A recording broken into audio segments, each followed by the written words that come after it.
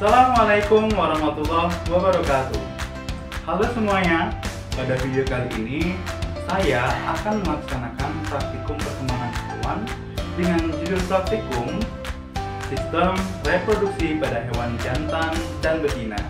Tujuan praktikum kita pada hari ini adalah untuk mengenali bagian-bagian serta susunan dari sistem reproduksi hewan baik internal maupun eksternal, serta memahami fungsinya. Ketika kita membicarakan tentang sistem reproduksi, berarti kita sedang membicarakan beberapa organ yang saling bekerjasama untuk memenuhi fungsi yang lebih kompleks. Sistem reproduksi adalah kumpulan organ yang saling bekerjasama untuk menghasilkan keturunan baru agar jenisnya tidak punah. Organ reproduksi pada hewan jantan dan betina terbagi menjadi dua, yaitu organ reproduksi internal dan juga organ reproduksi eksternal. Pada hewan jantan, organ reproduksi eksternal ada dua, yaitu penis dan juga skrotum.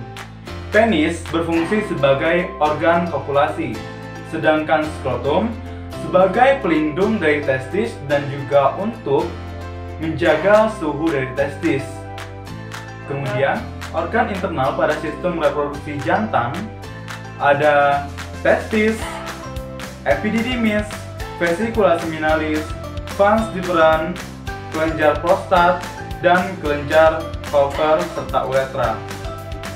Testis berfungsi sebagai penghasil sperma, sedangkan epididymis sebagai saluran yang mengantarkan sperma ke vas deferens serta sebagai tempat pematangan sperma.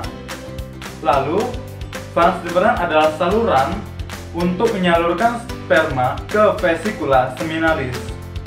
Vesicula seminalis adalah tempat penyimpanan sperma sebelum dikeluarkan.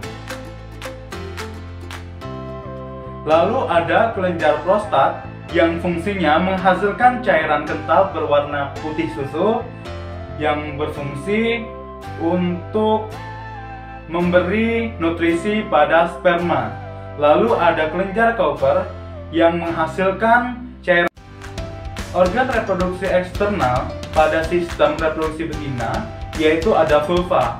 Vulva berfungsi sebagai pelindung dari vagina yang terbagi menjadi dua, yaitu labium mayor dan juga labium minor. Kemudian, untuk sistem reproduksi internal sendiri terbagi menjadi vagina, ovarium, tuba fallopi, infundibulum tuba, uterus, dan serviks. Vagina berfungsi sebagai organ kopulasi. Kemudian, ovarium berfungsi sebagai penghasil dari sel telur. Kemudian ada infundibulum tuba yang berfungsi untuk menangkap sel telur dari ovarium. Kemudian ada tuba fallopi yang berfungsi sebagai saluran tempat jalannya sel telur melalui gerakan peristaltik ataupun gerakan silia. Kemudian ada uterus atau rahim yang berfungsi untuk perkembangan embrio. Lalu ada serviks yang berfungsi sebagai jalan keluarnya dari janin.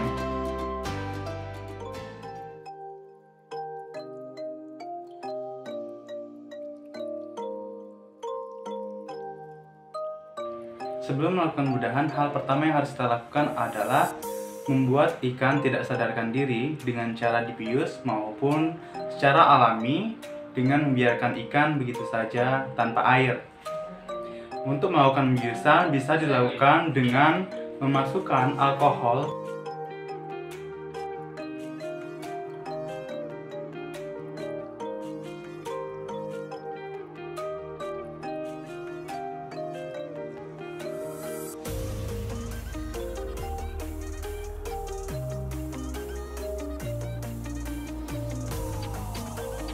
ke dalam air.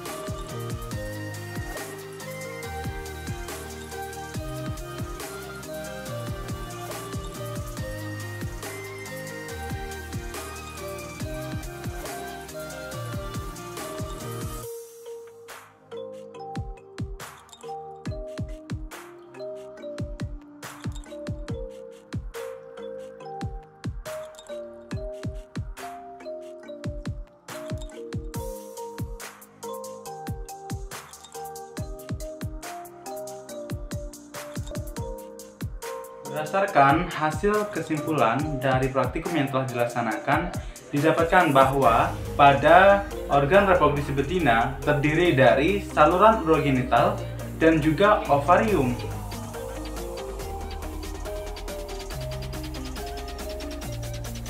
Kemudian, organ reproduksi pada ikan nila jantan terdiri dari saluran urogenital dan juga sepasang testis.